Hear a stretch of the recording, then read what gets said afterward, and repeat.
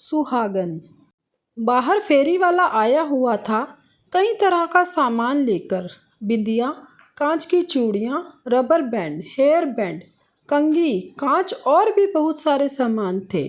आस पड़ोस की औरतें उसे घेर कर खड़ी हुई थीं। काफी देर तक बाबा गेट पर अपनी लाठी टेक कर खड़े रहे। जैसे ही औरतों की भीड़ छटी, बाबा अपनी लाठी टेकते हुए फेरी वाले के पास पहुंच गए और फेरी पर सामान देखने लगे। शायद कुछ ढूंढ रहे थे। कभी सिर ऊंचा करके देखते तो कभी नीचा। जो देखना चाह रहे थे वह दिख नहीं रही थी। हैरान परेशान बाबा को फेरी वाले ने देखा तो पूछा, कुछ चाहिए था बाबा आपको? पर बाबा ने सुनकर अनसुना कर दिया। धीरे धीरे लाठी टेकते हुए फेरी के ही चक्कर लगाने लग गए। कहीं तो दिखे वो जो देखना चाहते हैं। फेरी वाले ने दोबारा पूछा, बाबा कुछ चाहिए था क्या?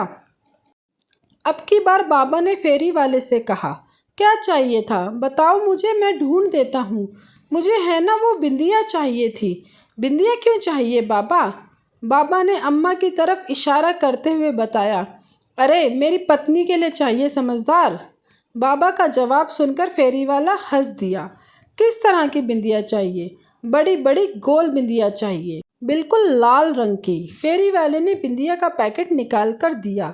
यह देखो बाबा, ये वाली? अरे नहीं नहीं, ये वाली नहीं, बिल्कुल लाल सी। फेरी वाले ने वो पैकेट रखा और दूसरा पैकेट निकाल कर दिया।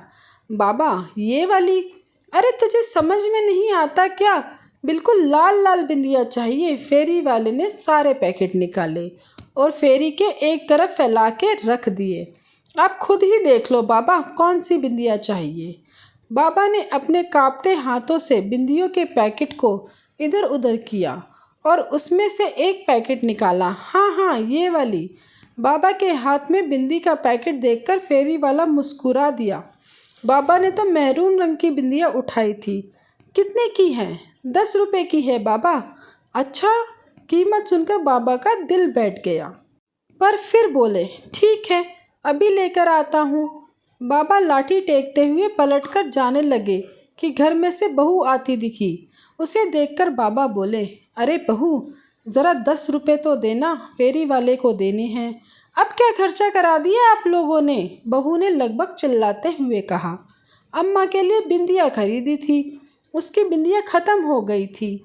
कई बार बोल चुकी है, बाबा ने धीरे से कहा। बस आप लोगों को और कोई काम नहीं है, बेवजह का खर्चा कराते रहते हैं। 70 साल की हो चुकी हैं अम्मा, अभी भी क्या बिंदिया लगाएंगी? इस उम्र में भी ना जाने क्या क्या शौक हैं।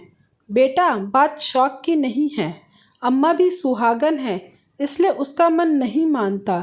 सिर्फ 10 रुपये ही तो मांग रहा हूँ, अंदर जाकर दे दूँगा। कहाँ से दे दोगे? वो जो पैसे दोगे वो भी तो मेरे पति की कमाई है, मेरे पास कोई पैसे नहीं हैं। इतना कहकर बहू बड़बड़ाती हुई अंदर आ गई। अम्मा ने अपनी खाट पर लेटे लेटे ही बाबा को इशारा किया। बाबा ने पलटकर बिंदी फेरी में वापस रख दी और लाठी टेकते हुए अम्मा के पास आकर बैठ गए। बाबा ने देखा अम्मा की आंखों में आंसू थे। माफ़ करना पार्वती, मैं तेरी छोटी सी इच्छा भी पूरी नहीं कर पाया। रहने दो जी, बेचारी बहू भी परेशान हो जाती होगी। काहे दिल पर लेकर बैठे हो? बिंदी ही तो थी। हाँ बिंदी ही तो थी, कौन सी हज़ारों रुपयों की आ रही थी? बाबा ने व्यंग से हंसते हुए कहा। बिंदी ही तो लगानी है जी। एक काम करो, पूजा घर में से हिंगलू ले आओ, उसी से लगा देना, पर आज अपने हाथों से ही बिंदी लगा दो। बाबा ने अम्मा की बात सुनी और फिर लाठी टेकते हुए पूजा घर में गए। थोड़ी देर बाद बाबा हाथ में हिंगलू लिए अम्मा के पास पहुँचे। लो पार्वती उठो, मैं तुम्हें बिंदी लगा देता हूँ। पर अम्मा ने कोई हलचल न दिखाई दी। बाबा ने दोबारा कहा, पार्वती, ओ पार्वती, सो गई क्या? तेरी बड़ी इच्छा थी ना बड़ी सी लाल बिंदी लगाने की। ले देख, मैं हिंगलू ले आया हूँ, अब बड़ी सी लाल बिंदी लगा दूंगा। पर तू बैठ तो सही। पर अम्मा बिल्कुल शिथिल पड़ी हुई थी, शरीर में कोई हलचल ना थी। बाबा का दिल बैठ गया। हाथ में हिंगलू लिए अम्मा के पास ही बैठ गए। आंखों में से झरझर आंसू बह रहे थे, पर एक भी बोल ना फूटा। अम्मा जा चुकी थी हमेशा के लिए। थोड़ी देर में रोना धोना मच गया। आस पड़ोस के लोग आ गए। बेटे को बुलाया गया और अम्मा को अंतिम यात्रा के लिए तैयार किया गया। अम्मा को नहला धुलाकर सुहागन की तरह तैयार कर अर्थी पर लेटाकर बाहर लाया गया। बाबा ने देखा अम्मा के माथे पर बड़ी सी लाल बिंदी लगी थी। बाबा उठे और घर में गए। थोड़ी देर बाद बाहर आए और धीरे धीरे अम्मा की अर्थी के पास आए और अम्मा के माथे पर से बिंदी हटा दी। बाबा क्या कर रहे हो? अम्मा सुहागन थी। आप बिंदी क्यों हटा रहे हो? बेटे ने कहा। बेटा, उसका पति बिंदी खरीदने की औकात नहीं रखता था, इसलिए हटा रहा हूँ। सुनकर सब लोग अवाक रह गए। बहू शर्मसार हो गई। सबने देखा बाबा अपने हाथ में लाए हिंगलू से एक बड़ी सी लाल बिंदिया अम्मा के माथे पर लगा रहे हैं। थोड़ी देर बाद बहू की चित्कार छूट गई। बाबा भी अम्मा के साथ हमेशा हमेशा के लिए लंबी यात्रा पर रवाना हो गए थे।